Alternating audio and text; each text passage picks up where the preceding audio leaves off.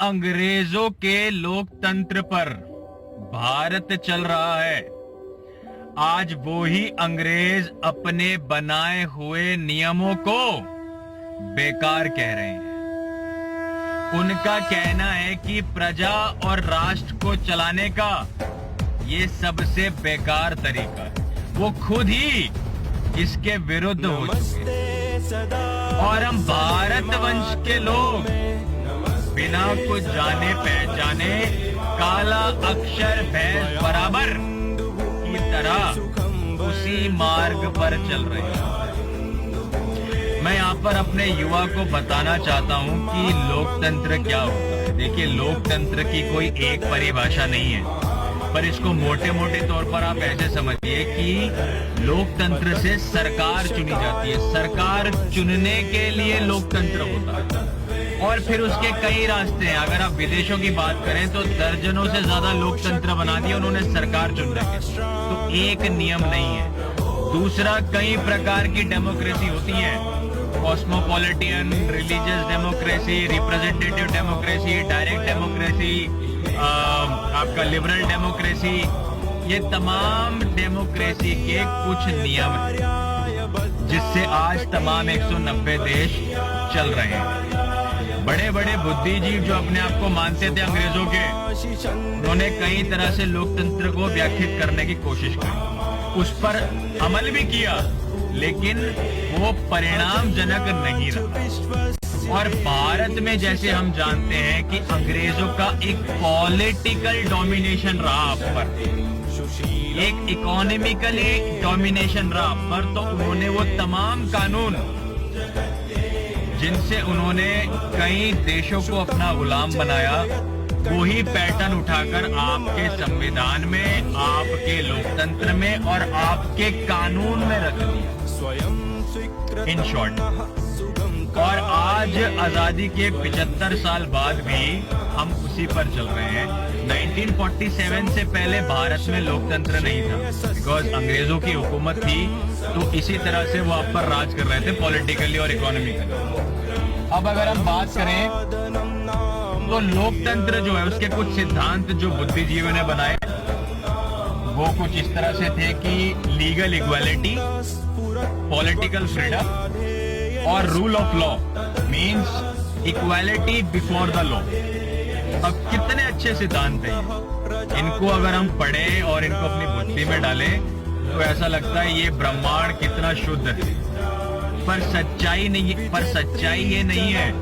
जमीनी हकीकत आप सब जानते हैं कि भारत में ना तो इक्वालिटी है, ना फ्रीडम ऑफ स्पीच है और ना ही लॉ है। क्योंकि एक आम आदमी इंसानों के बराबर नहीं माना जाता, उसे तो दास और गुलाम माना जाता। तो ये कुछ चंद डेमोक्रेसी के नियम बनाए उन्होंने जो एक होना चाहिए, लेकिन प्रैक्टिकली ये किसी भी देश में सशक्त नहीं हुए। सिर्फ भारत में ये समस्या नहीं है, तमाम 190 देश। अब हम आ जाते हैं कि भाई कितनी तरह की डेमोक्रेसी होती है। डेमोक्रेसी दर्जनों तरह की होती है, जिसमें डायरेक्ट और रिप्रेजेंटेटिव डेमोक्रेसी 90% चलती है। रिप्रेजेंटेटिव डेमोक्रेसी में क्या होता है लोकतंत्र में कि प्रजा, जैसे मैंने कहा, प्रजा राजा चुनती है। और डायरेक्ट में होता है कि कुछ अधिकारी अपने आप ही टीम बनाते हैं और फिर प्रजा को चलाते हैं। That's called direct democracy. अब जिन्होंने ये लोकतंत्र बनाए उन्होंने ही इसका बंटाधार कर दिया। जो क्रिटिक्स हैं लोकतंत्र के, वो बताए गए बुद्धिजीवियों ने कि ये लॉजिकली इनकरेक्ट है, यानी कि तर्क रूप से गलत है। इनएफिशिएंसी है लोकतंत्र में, जो अंग्रेजों का बनाया हुआ लोकतंत्र था, कि बेअसर है, अक्षमता है। पॉलिटिकल इनस्टेबिलिटी है, यानी कि राजनीतिक अस्थिरता, स्टेबल नहीं है लोकतंत्र। फ्रॉडलेंट इलेक्शंस, यानी कि कपटपूर्ण चुनाव। और आपको ये पता होगा, शायद नहीं भी पता, युवा को मैं बताना चाहूंगा कि 47 से लेकर 92 तक हमारे भारत में किस तरह से चुनाव हुए हमें ही नहीं पता, क्योंकि पहले एक ही परिवार ने राज किया, अंगूठा लगवाया, चल भाई चल भाई चल भाई। 92 तक इतनी अवेयरनेस नहीं थी पॉलिटिक्स को लेकर, और आज भी नहीं है, लेकिन उस वक्त शायद हो सकता है कि कपटपूर्ण चुनाव में हो। पांचवा और सबसे महत्वपूर्ण, और इसी ने भारत देश का बंटाधार कर रखा है, वो है ऑपोजिशन। जब आप ऐसी डेमोक्रेसी को नियुक्त करते हैं ना, ऑपोजिशन उसमें रहता है। अगर आपको कोई अच्छा कार्य करना है तो भी ऑपोजिशन अड़ंगा करेगा ही करेगा। नेगेटिव काम तो चलो ठीक है, होना चाहिए, बट पॉजिटिव, जब पॉजिटिव कोई काम होता है, सकारात्मक काम होता है, राष्ट्र हित में काम होता है, युवाओं की अच्छाई के लिए काम होता है, भारत की भलाई के लिए काम होता है, ऑपोजिशन उस पर पानी डालता है। ये लोकतंत्र का सबसे बड़ा ड्रॉबैक है, और इसको बुद्धिजीव जिन्होंने बनाया वो ही समझ गए, पर आप नहीं समझ। मैं काफी समय से लोकतंत्र के बारे में पढ़ रहा था, लोकतंत्र को जान रहा था, क्योंकि लोकतंत्र चाहे कोई भी देखिए पार्टी आए, वो इसी सिस्टम में आगे कार्य करेगी। अब आप इतने पढ़े लिखे होने के बावजूद जब आपको ये पता चल जाता है कि ये जो हो रहा है गलत हो रहा है, एक आम आदमी को भी पता चल जाता है, वो इसीलिए क्योंकि जिस सिस्टम में कोई सरकार काम कर रही है वो रिजल्ट ड्रिवन नहीं है, वो गलत है, और गलत सत्य है, वो दिखता है, सॉरी, पर हमने उसे ठीक करने के लिए क्या किया, ये प्रश्न। अब थोड़ा मैं आपको बता देता हूं, क्योंकि संविधान का इतना बड़ा क्लॉज नहीं है। संविधान में आपके तकरीबन 393 आर्टिकल्स हैं। मैंने संविधान पढ़ा अपने भारत का, और जहां पर अंग्रेजी लोकतंत्र चलता है वहां पर संविधान लागू किया जाना अनिवार्य है, क्योंकि अगर आपको प्रजा पे राज करना है, तो ध्यान से सुनिए, अगर आपको प्रजा पे राज करना है तो संविधान बनाने का जो मेन उद्देश्य होता है, जो विजन होता है, वो होता है कि उस प्रांत की सांप्रदायिकता को लिमिट में करो, रोक दो, और जो माइनॉरिटी है उसको उनके अधिकार से प्रोटेक्ट कर दो, सुरक्षित कर दो। अब सुरक्षा क्या है उनकी माइनॉरिटी की, कि उन्हें आप जो है फ्रीडम ऑफ स्पीच दीजिए, उनके जो रिलीजियस बिलीव है वो चाहे सही हो या गलत, उनको हरी झंडी दीजिए, उनको टैक्स बेनिफिट दीजिए, अपनी रिलीजियस एसोसिएशन बनाने की पूरी छूट दीजिए, और कमेंट मत कीजिए। और आज आपके भारत में क्या हो रहा है, आपके भारत में क्या हो रहा है, यही हो रहा है। माइनॉरिटी चरम पर है, और माइनॉरिटी सॉरी जो है आपकी है वो लिमिट कर दी, जो माइनॉरिटी है आपकी वो चरम पे कर दी गई है, और जो मेजॉरिटी है वो लिमिट कर दी। और फिर आप कहते हैं कि 100 करोड़ होने के बाद भी आपको अधिकार नहीं मिलते। अरे मिलेंगे कहां से भाई, संविधान से चल रहे हो। संविधान आपको रोकता है, टोकता है, और आपको नीचे रखता है, और माइनॉरिटी को ऊपर रखता है, सबसे ऊपर रखता है, सबसे ऊपर। तो जब आपके सिस्टम में ही परेशानी है तो आपको रिजल्ट कैसे मिलेगा? तो ये संविधान और लोकतंत्र जब तक आपके भारत में रहेंगे, कोई भी सरकार आएगी, कोई भी चौधरी आएगा, वो सिस्टम में रह के काम करेगा। आपके पास क्या नियम है संविधान और लोकतंत्र से ऊपर? सोचा है कभी इनसे ऊपर की कहानी क्या है? ये लोकतंत्र और संविधान, मतलब बगल में छोरा शहर में डिंडोरा। 100 करोड़ 109 करोड़ यही नहीं समझ पा रहे कि जिस सिस्टम में रह के काम कर रहे हैं वो आपको आपके पतन तक ले जाएगा। बड़े बड़े बुद्धिजीव नहीं सोच पा रहे कि जो सिस्टम आपका काम नहीं कर रहा उसको आप हटाओगे कैसे? बहुत आसान है, बहुत आसान है, पर करे कौन? एक युवा के पास उसका समाधान है और सरकार तक पहुंच नहीं सकता। नेताओं से हमारा कोई लेना देना नहीं है, पर भारत वंश और भूमि के लिए सार्वजनिक बता हुआ है। 1947 से पहले अंग्रेजों का लोकतंत्र नहीं था, उनकी हुकूमत। लोकतंत्र था हमारे एंशियंट टाइम में, जो आज के मुताबिक काफी एडवांस है और ओल्ड है।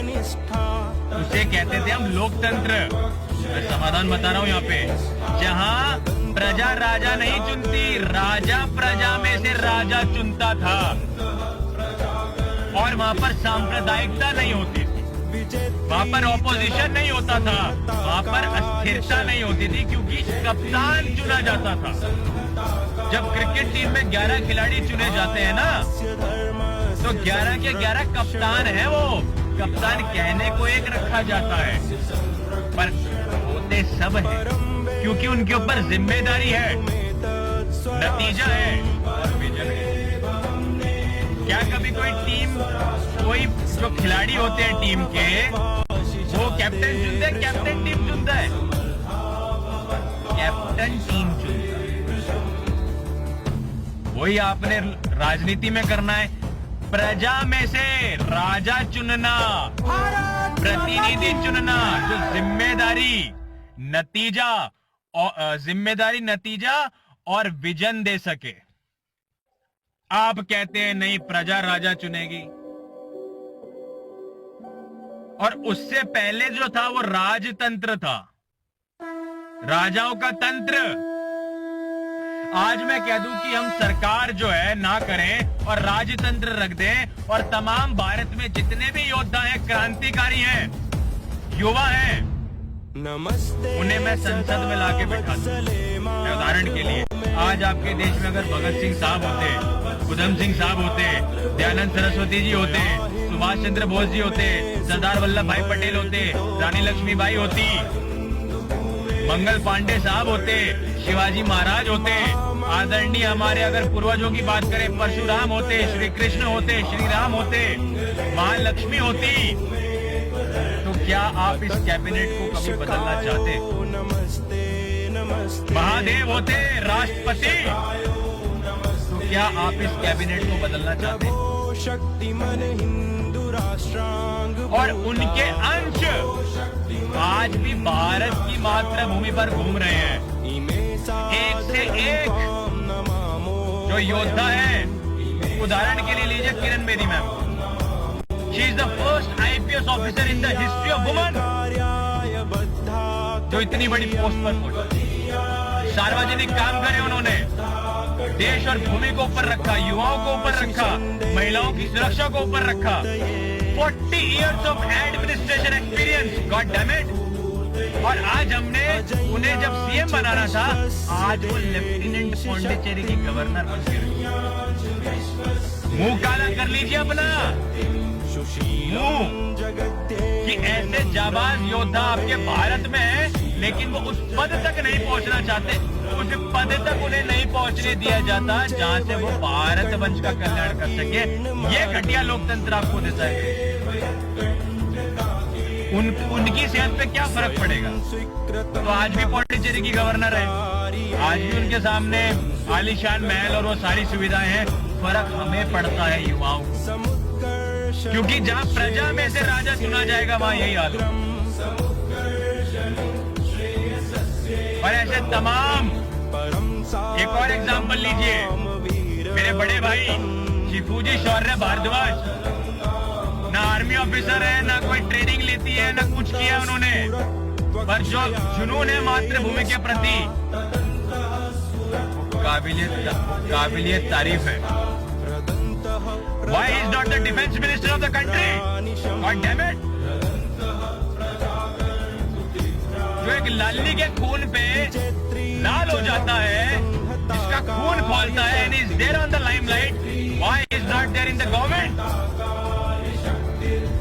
क्योंकि हम अपने हिसाब से नहीं चल सकते, हम गुलामी मानसिकता में चल रहे हैं।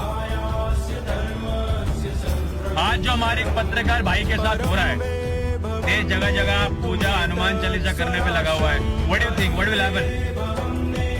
क्या होगा इससे? आपका लोकतंत्र और संविधान तो ये करने की इजाजत देता है, आपने उसको नहीं बदला। हनुमान चालीसा कर लोगे आप। Why Arnab is not there in the government when he's no? जब उन्हें पता है कि क्या बीमारी कहाँ है कहाँ नहीं है, ऐसे शख्स आपकी राजनीति में क्यों नहीं है? क्योंकि ये अगर राष्ट्रवादी बन के चैनलों पे बैठेंगे और भारत की बात करेंगे तो या ये दबा दिए जाएंगे या ये कुचल दिए जाएंगे। And I am one of them. मैं भी, अगर राष्ट्रवादी कोई आदमी इस तरह से करेगा तो सबका यही हाल होगा।